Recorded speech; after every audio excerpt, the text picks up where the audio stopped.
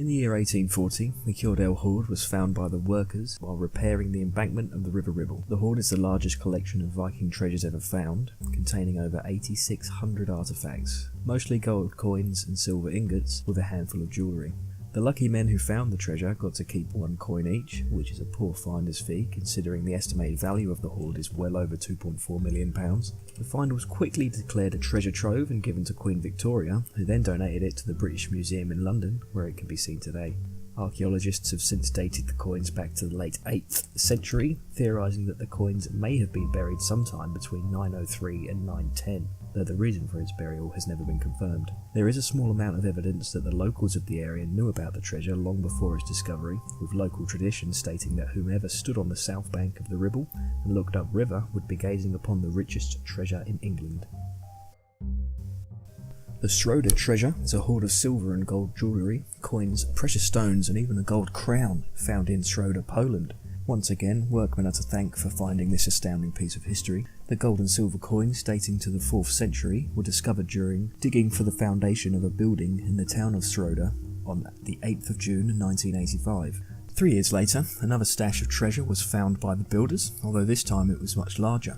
Most of the new find was looted and is still missing to this day. The area was sealed off for a thorough study and further finds were reported, including the first of jewellery. The treasure's largest component is mainly silver coins, of which there are about 3,000 pieces. It is now agreed that the treasure belonged to King Charles IV of the House of Luxembourg, who pawned the treasure to a banker in order to help fund his claim on the King of the Romans. The treasure was on its way home with its new owner when it passed through Schroeder in southwest Poland, near modern-day Wrocław. Soon after, the Black Plague struck the town, and the banker was never heard from again, and is thought to have perished from the plague, leaving the treasure to fall into history for over 500 years. Today the treasure is mostly kept in the regional museum in Schroeder-Slaska, although the owner of the hoard is the National Museum in Wrocław. The hoard is currently valued at a hefty $100 million.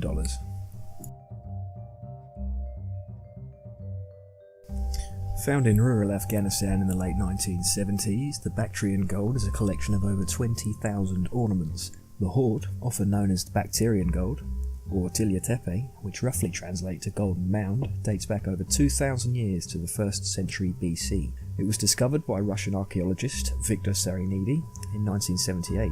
Mr. Sarinidi was excavating a handful of untouched tombs when he found them filled with some of the richest jewellery and treasures ever discovered. Coming in at over 20,000 pieces is no surprise that the hoard contains all sorts of different pieces of jewellery, coins, vases, gold and silver ingots and even a crown.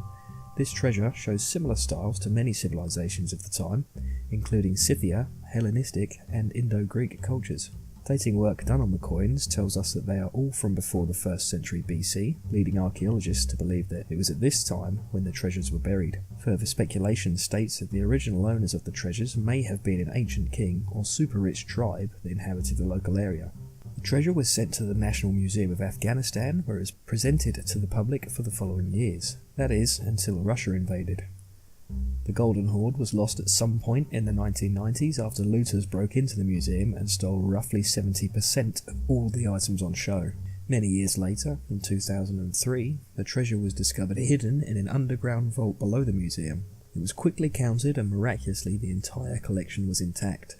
The treasures have since spread throughout the world and are now on show at various museums, including its home in Afghanistan.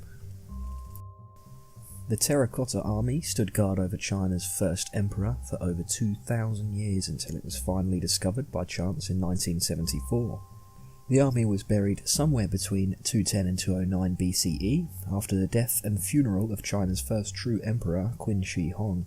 The Terracotta Army is part of the huge necropolis which spans roughly 98 square kilometres around the mausoleum of the first Qin emperor. The tomb itself is a sight to behold, but the army that was found to the east of the tomb has been stated to be the greatest archaeological discovery of the 20th century.